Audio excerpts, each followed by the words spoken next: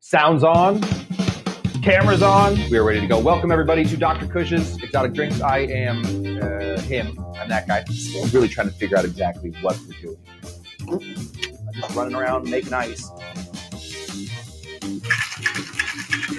Kyle's staring at the screen as he's doing this. Go! Purple, way behind, way behind. Is it on? It is black number one. Let's do it down. Gently.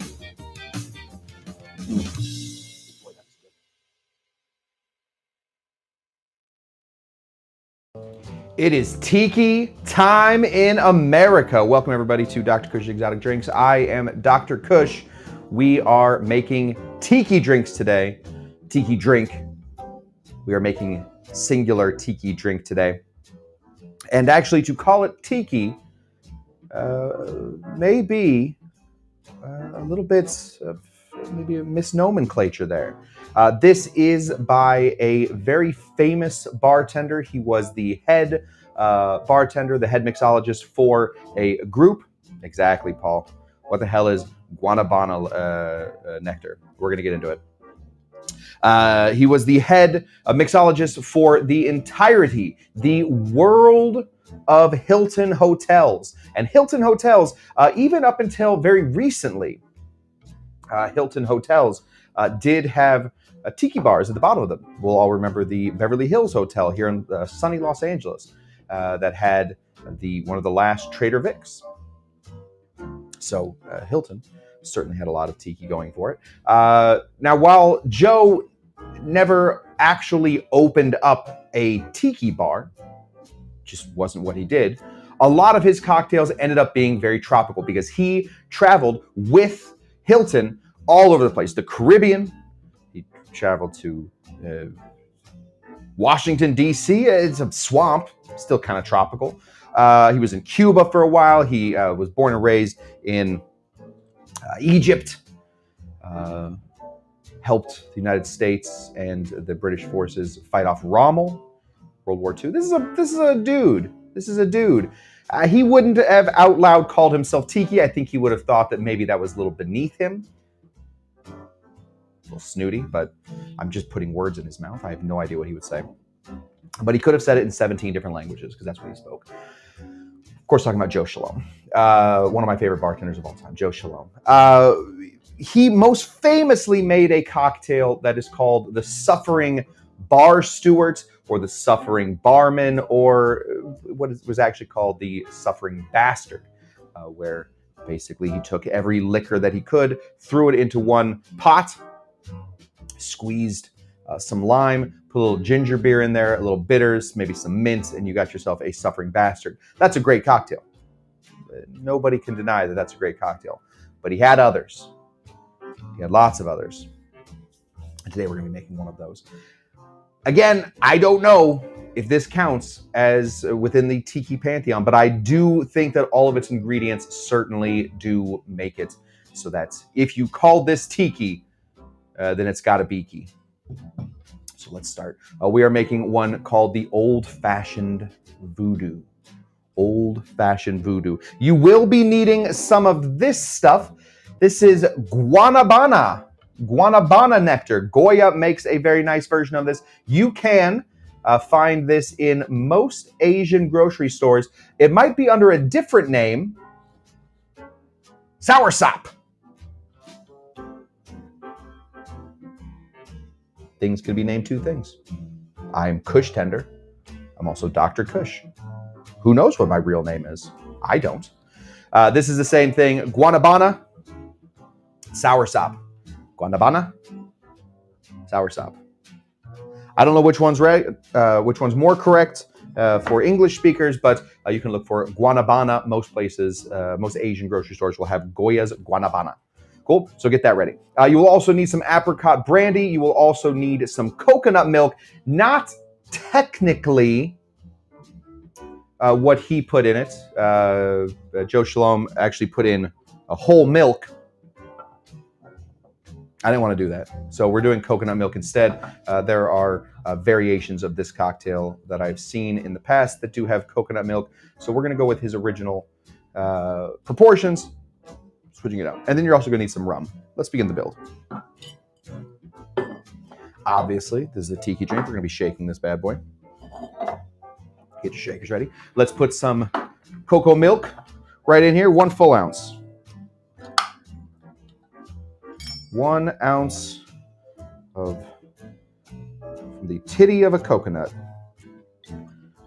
Oh, it smells good already. That's just coconut milk. My goodness, we have so much more to go. What could this end up being? Wow. Tonight, I guess I'll be making a daiquiri tonight. Sorry. Yeah, unfortunately, some nights I got to pick weird ingredients. One day, we will all have soursop in our lives, but today, it's just Guanabana. Oh, shoot. It's just Guanabana. Hit that with 1 full ounce of Guanabana Nectar. If you don't have nectar, but for some reason are able to find Guanabana juice, you're going to hit it with 2 full ounces of juice. But nectar usually has more sugar added to it. Make sure all that sugar gets to the top. I don't want to have slight Guanabana juice. That is 1 full ounce of nectar. Oops. I got coconut milk on the ground now. All right. We also need some apricot brandy. I will be using apricot eau de vie. I believe that the Guanabana Nectar is very sweet.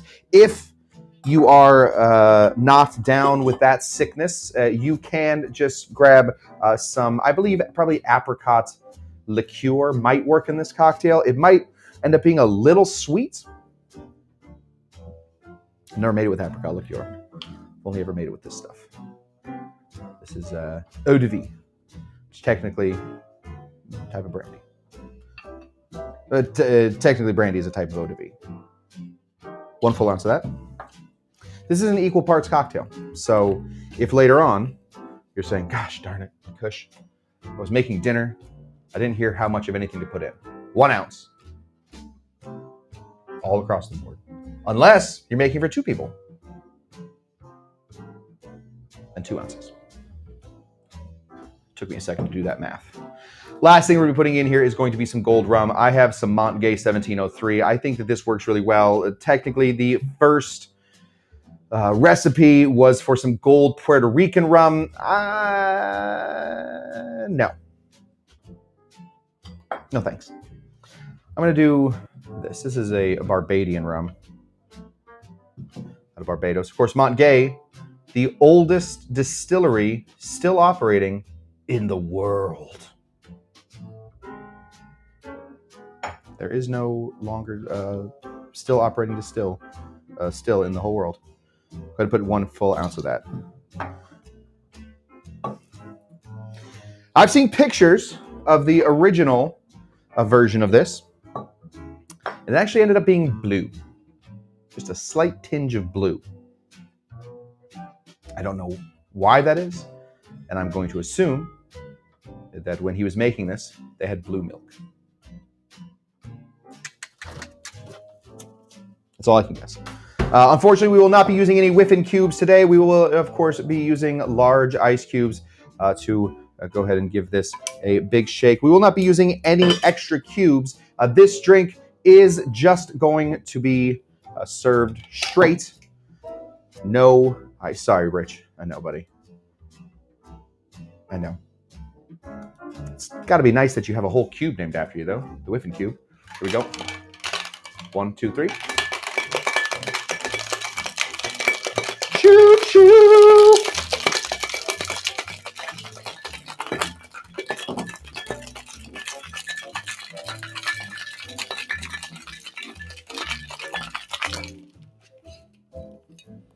That's a good point, Paul. Do you think that Grubhub can deliver Guanabana juice? Maybe. I imagine some, like, Thai restaurant has Guanabana juice somewhere in there. Thai restaurants often have real fun stuff like that. We're going to strain this out. I don't think this is the right glass for it. No, this is of course not the right glass for it. Probably needed a smaller glass. Let's go with one of these guys. I want this one instead. Oh yeah, way better. Look at that. That is a drink called the Old Fashioned Voo Doo. Now I'm with you guys. This Guanabana is tough to find. The original garnish required an actual guanabana. You ever say a word so much it just stops making any sense? Guanabana. The original Guanabana, or the original Old Fashioned Voo Doo, had a Guanabana slice on it. It also had some coconut shavings. I don't care for coconut shavings.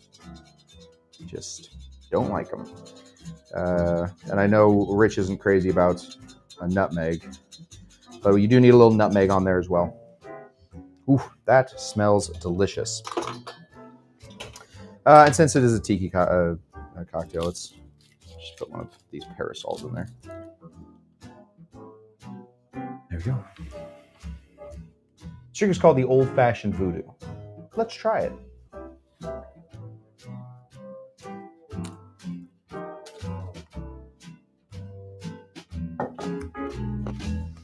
Oh, yeah.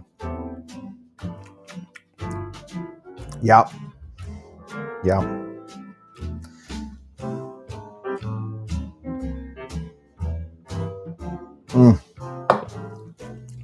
It's like tiki eggnog. It's so good. I'm sorry. Are we making Guanabana jokes? Your Guanabana go to the store to pick some up right now? I think that's pretty funny. Sounds like soup in a can. Yeah, I'm sorry, but it does sound, yeah. Rich really, really upset with the large ice shaking. I get it, buddy. Change is tough.